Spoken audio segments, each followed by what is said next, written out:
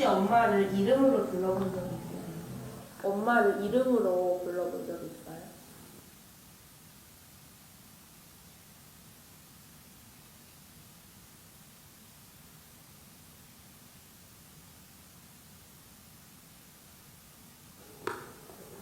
일단은 아버지 이름을 제가 설명을 해드릴게요.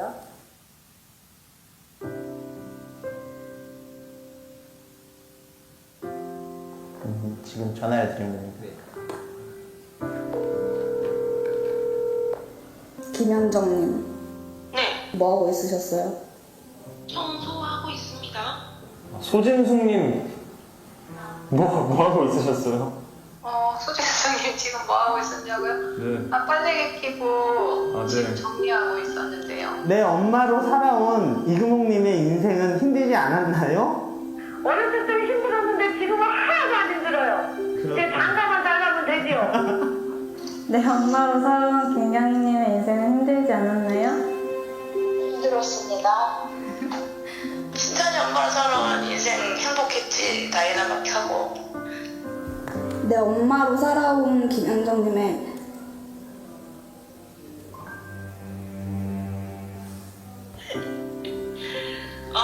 유진이 엄마로 살아온 김현정님의 인생은 힘들지 않았나요? 힘든 때도 있었습니다.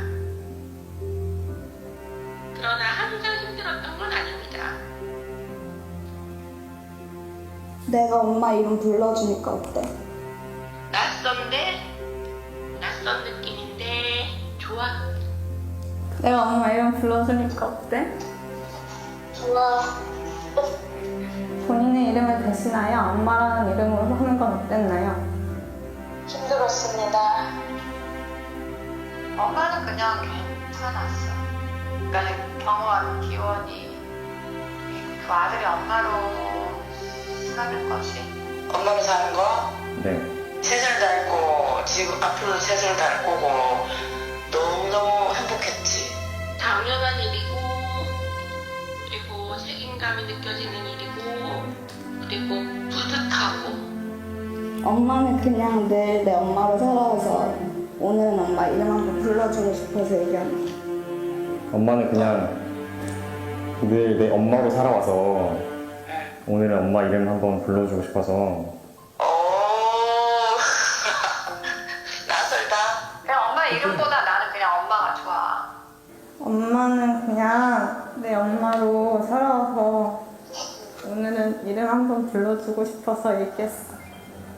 고마워. 엄마에게 나는 어떤 딸인가요? 엄마에게 유진이는 엄마를 끔찍하게 생각하는 딸, 엄마로 성장시켜준 딸. 우리 유감이 자랑스럽고 자랑스러운 아들이. 엄마에게 난 어떤 딸인가요? 좋은 딸. 늘 보면 어릴 때부터 엄마를 은근히 챙기는 아들이었다. 엄마에게 자식이란 어떤 존재예요? 고백이 엄마의 존재를 확실하게 해주는 아빠에게 일할 수 있는 힘을 주는 보물이야. 엄마에게 자식이란 조도조도한 같지 않은 왜 암호 같은 걸 때 내게 가장 소중히 여기는 보물 뭐 이렇게 질문이 있는 게 있어. 거기에서는 항상 나는 둥이라고 쓰거든. 보물 1호. 엄마에게 자식이란 어떤 존재인가요? 내 인생 전부. 고마워. 나도 고맙다.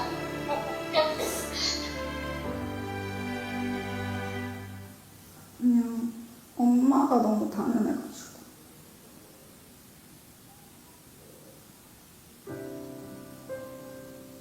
이상. 어머니의 인생은 자식한테 국한돼 있고 뭐 자기 본인 여자로서의 인생을 뭐 많이 못 산다 이런 얘기는 듣긴 했는데 이렇게 막상 불러보니까 엄마가 많이 헌신하면서 살아오셨구나 생각을 했어요. 사실은 항상 옆에 계셔서 그런 빈자리는 느껴지지 못하지만 만약에 빈자리가 느껴진다면 지금처럼 당당하고 자유롭고 여유롭지 못할 것 같아요. 엄마라는, 아빠라는 그런 버팀목이 있기 때문에 제가 그분들을 백을 삼아 더 당당하고 지금처럼 자유롭게 생활할 수 있지 않나, 네, 그렇게 생각합니다. 옛말에 호랑이는 죽어서 가죽을 남기고 사람은 죽어서 이름을 남긴다라는 말이 있는데요. 오늘 영상을 통해서 다시금 생각해 본 부모님의 이름, 자식에게 있어서의 부모님의 이름은 그냥 나의 인적 사항을 말할 때나 기록을 할 때나 한 번씩 가끔 그냥 써보는 이름에 불과하지는 않았는가 한번 생각을 다시금 해보게 됐습니다. 자식 없는 부부는 있을 수 있지만 부모 없는 자식은 있을 수가 없습니다. 그렇듯 우리의 부모님도 우리와 똑같이 우리의 할머니, 할아버지의 사랑스러운 아들, 또 사랑스러운 딸이었을 텐데 자식을 위해서 자신의 이름을 부모라는 이름으로 바꾸어 살면서도 전혀 서운해하지 않거나 또 아까워하지 않는 삶을 기꺼이 사신 분들입니다. 오늘을 빌어서 다시금 지금도 살아계시든 아니면 이미 돌아가셨든 부모님께 대한 존경의 마음을 가졌으면 합니다. 오늘 읽은 본문 2절, 3절을 보시면은요, 내 아버지와 어머니를 공경하라. 이것이 약속이 있는 첫 계명이니 이는 내가 잘되고 땅에서 장수하리라 라고 말씀하고 있습니다. 사도 바울은 아버지와 어머니, 즉 부모를 공경하라. 이것이 약속 있는 첫 계명이라고 말하고 있습니다. 여기서 공경하다라고 하는 단어는 카베드라고 하는 단어인데 존경하다, 영광되게 하다라는 뜻인 카바드의 명령형입니다. 지난주에도 말씀드렸지만 이 공경하다라고 하는 말은 두 군데서 성경에서 사용이 되었습니다. 한 가지는 부모를 공경하라고 하는 것과 또 한 가지는 여호와를 공경하라고 하는 것. 부모를 공경하라고 하는 단어와 여호와를 공경하라고 하는 단어가 같은 단어입니다. 잠언 3장 9절에 내 재물과 내 소산물의 처음 익은 열매로 여호와를 공경하라. 이것은 부모를 공경하되 마치 하나님을 경외하듯 섬겨야 됨을 의미하는 것입니다. 하나님이 친히 새겨주신 10가지 계명이 기록된 출애굽기 20장에 보면 내 부모를 공경하라. 그리하면 너의 하나님 나 여호와가 내게 준 땅에서 내 생명이 길리라 라고 말씀하십니다. 잠언 23장 25절에 내 부모를 즐겁게 하며 너 낳은 어미를 기쁘게 하라 라고 말씀을 하십니다. 예수님께서도 부모 공경에 대해서 아주 강하게 말씀하십니다. 마태복음 15장 4절에 하나님이 이르셨으되 내 부모를 공경하라 하시고 또 아비나 어미를 회방하는 자는 반드시 죽으리라 라고 말씀을 하십니다. 회방하다라고 하는 것은 욕하다, 악의로 말하다, 비난하다, 저주하다라는 뜻으로 결국 부모를 회방하는 자라는 것은 자신의 부모의 은혜와 권위를 무시하고 나쁘게 말하거나 저주하는 자를 의미하는 것입니다. 그런데 이런 패역한 자들은 예외 없이 돌로 쳐 죽임을 당함으로써 그 잘못을 보상해야만 했습니다. 레위기 24장 16절에 여호와의 이름을 회방하면 그를 반드시 죽일지니 온 회중이 돌로 그를 칠 것이라. 외국인이든지 본토인이든지 여호와의 이름을 회방하면 그를 죽일지니라. 그런데 레위기 20장 9절에 보니까 무릇 그 아비나 어미를 저주하는 자는 반드시 죽일지니 그가 그 아비나 어미를 저주하였은즉 그 피가 자기에게로 돌아가리라 라고 말씀합니다. 그래서 이 10계명에서도 하나님에 대한 사랑의 법인 1계명부터 4계명까지 그리고 이웃사랑에 대한 계명인 5계명부터 10계명까지 중에 그 첫 번째 계명은 다음과 같습니다. 하나님에 대한 4가지 계명 중 첫 번째는 너는 나 외에 다른 신들을 내게 있게 말지니라 라는 겁니다. 신은 한 분이신데 사람들에게는 신이 여러 가지가 있다는 거예요. 그런데 다른 신들을 생각하는 것이 하나님을 생각하는 것과 동급이 되어서는 안 된다는 겁니다. 하나님을 섬기는 것이 다른 신을 섬기는 것 같이 섬기면은 안 된다는 겁니다. 그런데 이웃에 대한 계명인 6가지 계명, 그 중에 첫 번째는 내 부모를 공경하라. 그리하면 너의 하나님 나 여호와가 내게 준 땅에서 내 생명이 길리라는 것입니다.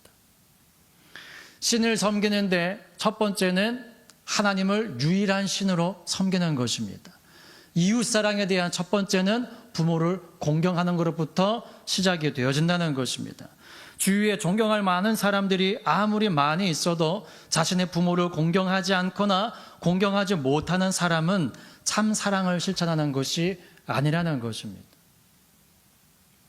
여러분들 자녀가 잘 되게 하기 위해서 위인전 많이 읽히시지요? 안 읽혔어요?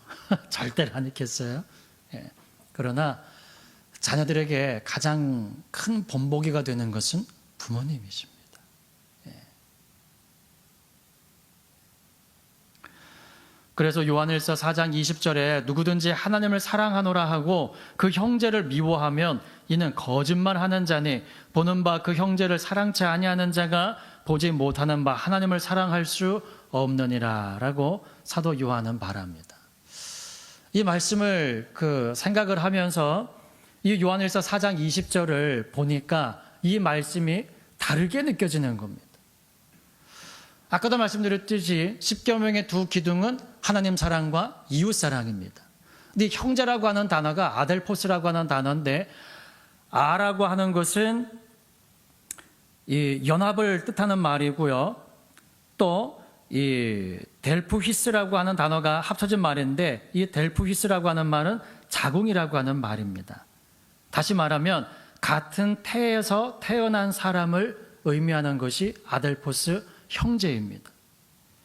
그런데 이 말은 한 가족의 모든 자녀를 포함하며 육체적 형제와 가까운 친척을 의미하게 되고 비유적으로는 동료, 친구, 동포에 대하여서도 사용된다라고 정의되어져 있습니다. 그러나 자궁, 태와 연결되어 있는 자 중에 가장 가까운 관계는 그 자궁의 주인인 엄마 즉 부모죠. 그러니까 누구든지 하나님을 사랑하노라 하고 그 형제를 미워하면 이 형제에서 가장 가까운 이웃은 하나님부터 이웃이 된 자 중에 가장 가까운 사람은 부모가 되는 겁니다. 부모가. 이 형제 안에는 부모도 포함되어 있는 것으로 봐야 하죠. 그래서 누구든지 하나님을 사랑하노라 말하면서 1계명부터 4계명까지는 잘 지킨다고 하여도 그 형제 즉 부모를 포함한 하나님 안에 한 가족된 모든 사람들 중 어느 한 사람이라도 미워하면 이는 거짓말하는 자가 되어진다는 것입니다. 전 세계에 있는 80억이 넘는 사람들은 사랑할 수 있습니다. 그러나 내 가장 가까운 이웃 한 사람을 사랑하는 것은 굉장히 힘이 많이 듭니다. 때로는 시간도 할애를 해줘야 되고요. 때로는 물질을 들여서 선물도 줘야 되고 아무리 피곤해도 그 사람이 외로워하면 같이 있어줘야 되고 이게 진짜 이웃이잖아요.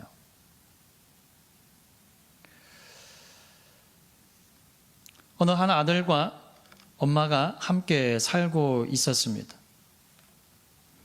그런데 어느 날 이 아들이 외출을 나갔다가 교통사고를 당하고 말았습니다. 그 사고로 인해서 두 눈을 실명했습니다. 멀쩡하던 그 눈을 순식간에 잃어버린 아들은 절망 가운데 빠져 살게 되었습니다. 그 아들은 아무와도 말하려 하지 않고 우울하게 하루하루를 보내고 있었습니다. 그 모습을 바라보는 어머니의 가슴은 말할 수 없이 아팠습니다. 그러던 어느 날 그 아들에게 기쁜 소식이 전해졌습니다. 아들에게 이식할 한쪽 눈을 구했다는 것입니다. 그러나 아들은 그 소식을 듣고도 기쁘지 않았습니다. 왜냐하면 한쪽 눈 가지고 없는 뭐해? 애꾸 눈으로 어떻게 살아가라고. 그 생각에 이 아들은 절망했습니다. 차라리 수술을 안 하는 게 낫겠다고 투정을 부렸지만 어머니의 간곡한 부탁으로 수술을 받게 되었습니다. 한쪽 눈 이식 수술을 무사히 마쳤지만 그 아들은 수술한 눈을 붕대로 감은 채 얼마 동안 있어야만 했습니다. 그때도 그 아들은 곁에서 간호하는 어머니께 창피해서 어떻게 꾼눈으로 살아가냐며 불평을 늘어놓았습니다. 시간이 지난 후에 드디어 붕대를 푸는 날이 되었습니다. 붕대를 풀고 어렴풋이 앞이 보이기 시작할 때에 그 아들의 눈에서 굵은 눈물방울이 떨어지고 말았습니다. 왜냐하면 그 아들 앞에는 한쪽 눈을 붕대로 두른 어머니가 자신을 애틋하게 바라보고 있었기 때문입니다. 그 어머니의 모습을 보며 어떻게 된 일인지 그는 짐작이 되었기 때문이죠. 그리고 어머니가 이렇게 말합니다. 두 눈을 다 주고 싶었는데 그러면 장님된 내가 너에게 너무 큰 짐이 될 것 같아서 그렇게 하지는 못했단다. 미안하구나 아들아. 비록 이것이 꾸며진 이야기라 한다 할지라도 어머니의 이 마음을 부정하거나 부인할 수 있는 사람이 누가 있겠습니까? 그런데 반대로 자녀가 부모를 위해서 이렇게 했다면 그것은 지극히 이례적인 일처럼 느껴질 것입니다. 부모는 날마다 자녀를 위해서 사랑하며 더 큰 희생을 치르지만 그것이 부모로서의 당연한 일처럼 받아들여지기 마련이죠. 그 마을에 효자가 생기면은 그 마을 입구에 문을 세우잖아요. 그런데 부모가 자녀를 위해서 하는 일들은 당연한 것이라고 여겨집니다. 어느 회사에서 광고를 냈습니다. 그래서 직접 인터뷰하는 것을 이제 무인으로 인터뷰하는 것을 영상으로 만들어 놓은 것이 있는데요. 24시간 거의 쉬는 시간 없이 일을 해야 합니다. 보수는 있습니까? 보수가 없습니다. 그냥 뿌듯함? 이 정도입니다. 그런 대화들을 하다 보니까 가고 싶지 않은 거죠. 그런 회사에 누가 들어가겠습니까? 사람들이 다 그렇게 반응을 합니다. 그런데 그렇게 지금까지도 일하는 분이 계십니다. 하면서 말하는 말이 mother, 어머니예요. 어머니. 그 말을 듣는 순간 모든 사람들이 공통적으로 하는 말이 다 무릎을 치는 겁니다. 감탄사가 나오는 거예요. 아무도 그러한 생각을 해본 적이 없는 겁니다. 아까도 말하는 것처럼 엄마라고 하는 말, 어머니라고 하는 말이 너무 익숙해져 있기 때문에 도리어 어머니의 이름을 부르는 것이 이상하다고.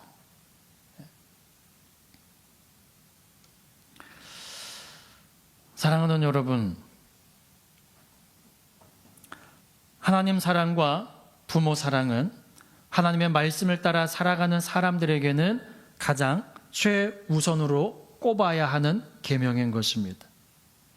그런데 마지막 때가 될수록 이 두 기둥 중 하나가 점점 무너져 내리고 있음을 알려줍니다.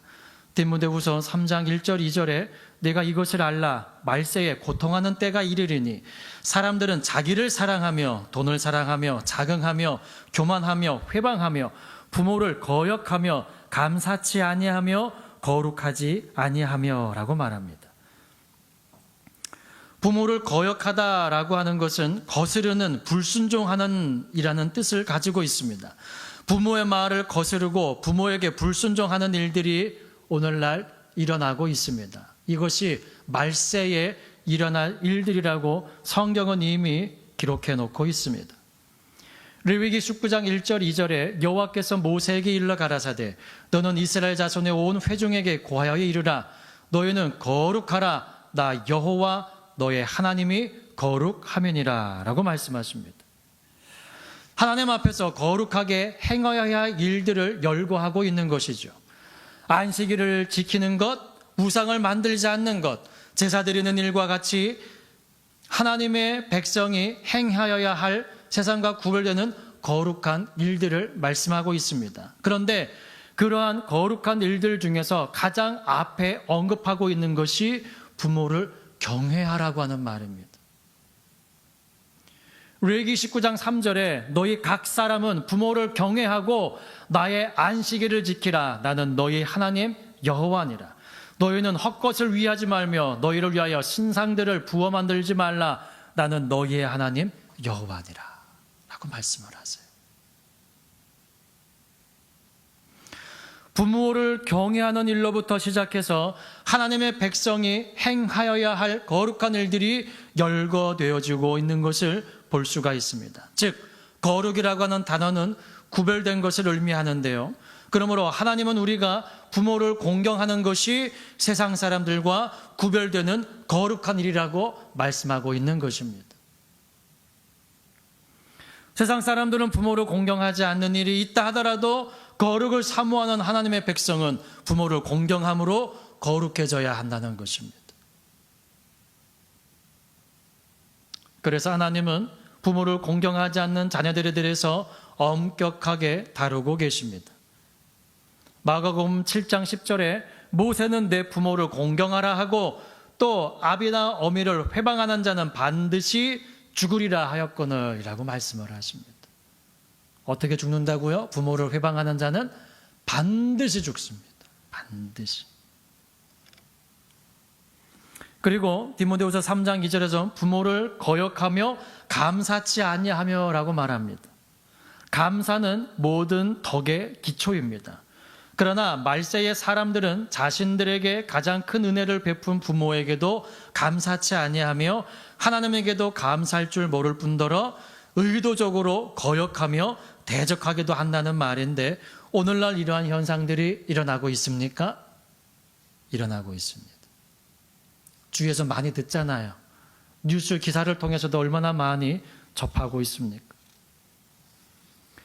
로마서 1장 21절에 하나님을 알되 하나님으로 영화롭게도 아니하며 감사치도 아니하며 오히려 그 생각이 허망하여지며 미련한 마음이 어두워졌나니.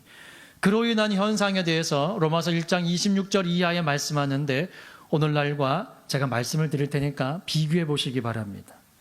이해하시기 쉽게 쉬운 말 성경으로 읽어드리겠습니다. 이런 이유로 하나님께서는 사람들이 온갖 마음의 수치스러운 욕망에 따라 살도록 내버려 두셨습니다. 그랬더니 심지어는 여자들마다도 하나님께서 정해주신 남자와의 자연스러운 성관계를 외면하고 여자끼리 부자연스러운 성관계를 일삼았습니다. 이와 같이 남자들 또한 여자와의 정상적인 성관계를 외면하고 서로 욕정에 불타서 남자가 남자와 더불어 동성끼리 부끄러운 짓을 했습니다. 그래서 그들은 자신들의 타락한 행위에 대해 스스로 마땅한 징벌을 받았습니다. 더욱이 사람들이 자신들의 마음에 하나님 모시기를 아주 싫어하므로 하나님께서는 사람들의 그런 타락한 마음을 그대로 내버려 두셔서 그들이 해서는 안 될 못된 짓들을 하도록 놓아두셨습니다. 그 결과를 보십시오. 사람들은 온갖 불의와 악행과 탐욕과 악의로 가득 차 있으며 또한 질투와 살인과 분쟁과 사기와 악독으로 가득 차 버렸습니다. 게다가 그들은 험담을 하고 중상모략을 일삼으며 하나님을 미워하고 건방지게 행동하며 교만을 부리고 자랑을 떠버리며 악한 일들을 꾸미고 부모에게 대듭니다. 또 그들은 분별력이 없고 신의가 없으며 인정도 없고 자비함도 없습니다. 그들은 이런 짓을 행하는 자를 죽어 마땅하다는 하나님의 공의로운 법도 잘 알면서도 돌이키지 않고 그런 짓을 스스로 계속할 뿐 아니라 그런 짓을 행하는 사람들을 잘한다고 부추기기까지 합니다. 어떻습니까, 여러분? 하나님을 알되 하나님으로 영화롭게도 아니하며 감사치도 아니하고 오히려 그 생각이 허망하여지며 미련한 마음이 어두워진 사람들의 행동이 이러한 것이라고 이미 성경에는 말씀하고 있는데 지금 세대가 어떻습니까? 우리 주위가 어떻습니까? 혹 여러분들의 가정과 여러분 자신은 어떠십니까? 그런데 이러한 일들은 갑자기 나타난 일들이 아니라는 겁니다. 하나님을 떠나고 범죄하는 일들은 갑자기 일어난 일들이 아닙니다. 조상들의 잘못된 말들과 행실들이 서서히 자라 자녀 세대에서 열매로 맺어지게 된다는 것입니다. 그러므로 지금 세대에 하나님을 떠나고 각종 범죄로 들끓어지는 것은 아비 세대의 책임이 없다라고 말할 수가 없을 것입니다. 그래서 오늘 본문 4절에서는 이렇게 권면합니다. 본문 4절만 합독해 보시겠습니다. 시작. 또 아비들아 너희 자녀를 노엽게 하지 말고 오직 주의 교양과 훈계로 양육하라. 노엽게라고 하는 것은 화를 내거나 성을 내는 것을 의미합니다. 부모가 자녀를 분노케 하는 태도나 말, 행동은 피해야 한다는 것입니다.